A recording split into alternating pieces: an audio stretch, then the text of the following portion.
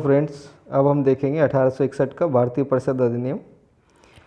ये अधिनियम है वो संवैधानिक और राजनीतिक इतिहास में एक महत्वपूर्ण अधिनियम है।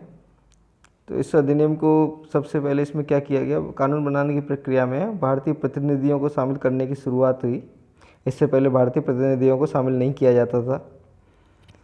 तो इसमें सबसे लॉर्ड कैनिंग ने 1862 में 3 भारतीय प्रतिनिधि थे, बनारस के राजा, पटियाला के महाराजा और सर दिनकन राव को विधान परिषद में मनोनीत किया।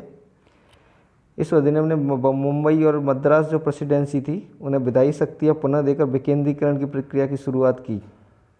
जो बंगाल, उत्तर पश्चिम सीमा प्रांत और पंजाब थे, इनमें 1862, 1866 और 1897 में विधान परिषदों का गठन हुआ। वायसराय को परिषद में कार्य संचालन के लिए अधिक नियम और आदेश बनाने की शक्तियाँ प्रदान की गई। जैसे 1859 में पोर्टफोलियो प्रणाली आरंभ हुई थी, तो इसके अंतर्गत वायसराय की परिषद का एक सदस्य एक या अधिक सरकारी विभाग को प्रभारी बनाया जा सकता था। तो इसे विभाग में काउंसिल की ओर से अंतिम आदेश पारित करने का अधिकार भी था। इसने आपातकाल में बिना काउंसिल की संस्तुति के वायसराय को अध्यादेश जारी करने के लिए अधिकृत कर दिया, लेकिन हालांकि ऐसे अध्यादेश की अवधि मात्र 6 माह ही होती थी। 1852 के अधिनियम की क्या क्या विशेषताएं हैं। सबसे पहले तो इसमें जो गैर सरकारी सदस्य थे, तो केंद्रीय और प्रांतीय विधान परिषदों में उनकी संख्या बढ़ाई गई, हालांकि बहुमत तो सरकारी सदस्यों का ही रहता था। दूसरा ये है कि विधान परिषद के कार्यों में वृद्धि कर दी गई और बजट में बहस करने और कार्यपालिका के प्रश्नों को उत्तर देने के लिए इन्हें अधिकृत कर दिया गया। तीसरा है कि जो केंद्रीय विधान परिषद है, बंगाल चैम्बर्स ऑफ कॉमर्स में गैर सरकारी सदस्यों के नामांकन के लिए जो वायसराय की शक्तियों का प्रावधान था।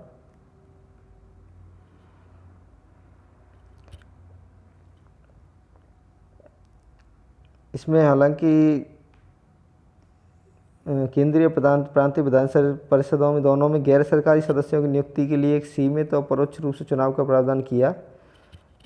हालांकि चुनाव शब्द का प्रयोग इस अधिनियम में हुआ नहीं था। इसे निश्चित निकाय की सिफारिश पर की जाने वाली नामांकन की प्रक्रिया कहा गया, यानी निश्चित निकाय थे वो इसमें नामांकन कर सकते थे।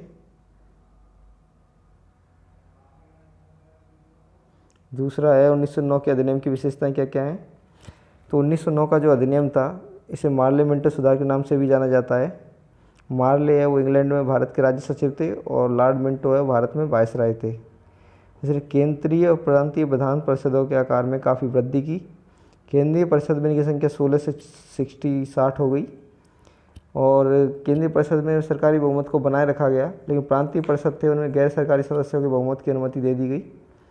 विधान परिषद को चर्चा के कार्यों को भी दायरा बढ़ाया गया, जैसे अनुपूरक प्रश्न पूछ सकते थे, बजट पर संकल्प रख सकते थे।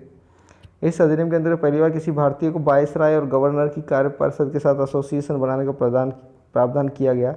सत्येंद्र प्रसाद सिन्हा थे, वो वायसराय की कार्यपालिका परिषद के प्रथम भारतीय सदस्य बने थे। उन्हें विधि सदस्य बनाया गया था। इस अधिनियम ने पृथक निर्वाचन के आधार पर मुस्लिमों के लिए सांप्रदायिक प्रतिनिधित्व का प्रावधान किया, यानी इसके अंतर्गत मुस्लिम सदस्यों का चुनाव मुस्लिम मतदाता ही कर सकते थे। इस प्रकार इस अधिनियम ने सांप्रदायिकता को वैधानिकता प्रदान की और लॉर्ड मिंटो को सांप्रदायिक निर्वाचक के जनक के रूप में जाना जाता है। इसने presidency corporation, chamber of commerce, विश्वविद्यालयों और जमींदारों के लिए अलग प्रतिनिधित्व का प्रावधान भी किया। अब देखते हैं भारत शासन अधिनियम 1919। तो 20 अगस्त 1970 को ब्रिटिश सरकार ने पहली बार घोषित किया था कि उसका उद्देश्य भारत में क्रमिक रूप से उत्तरदायी सरकार की स्थापना करना है। तो 1919 में इसी क्रमिक रूप में भारत शासन अधिनियम बनाया गया। 1921 में लागू हुआ। इस कानून को मॉन्टेग्यू चैम्सफोर्ड सुधार भी कहते हैं।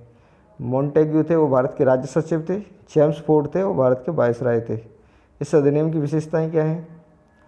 सबसे पहले तो केंद्रीय प्रांतीय विषयों की जो सूची थी उनकी पहचान करके उन्हें अलग अलग कर दिया गया और राज्यों पर केंद्रीय नियंत्रण को कम किया गया।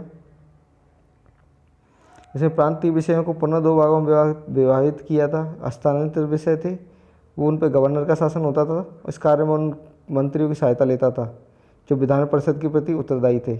दूसरे थे जो आरक्षित विषय थे, उन पर गवर्नर कार्यपालिका परिषद की सहायता से शासन करता था, यानी कि जो विधान परिषद के प्रति उत्तरदायी नहीं थी। शासन की दोहरी व्यवस्था को द्वैध शासन व्यवस्था कहा गया। इस अधिनियम ने देश में पहली बार द्विसदनीय व्यवस्था और प्रत्यक्ष निर्वाचन की व्यवस्था प्रारंभ की। इस प्रकार भारतीय विधान परिषद के स्थान पर द्विसदनीय व्यवस्था यानी राज्यसभा लोकसभा का गठन किया गया। इसके अनुसार वायसराय की जो कार्यकाली परिषद थी उसमें 6 सदस्यों में से 3 सदस्यों को भारतीय होना आवश्यक था, कमांडर इन चीफ को छोड़कर। इसने जो सांप्रदायिक आधार पर सिखों, भारतीय ईसाइयों, आंग्ल भारतीयों और यूरोपियों के लिए भी पृथक निर्वाचनों के सिद्धांत को विस्तारित कर दिया। इस कानून ने संपत्ति, कर या शिक्षा के आधार पर सीमित संख्या में लोगों को मताधिकार प्रदान किया।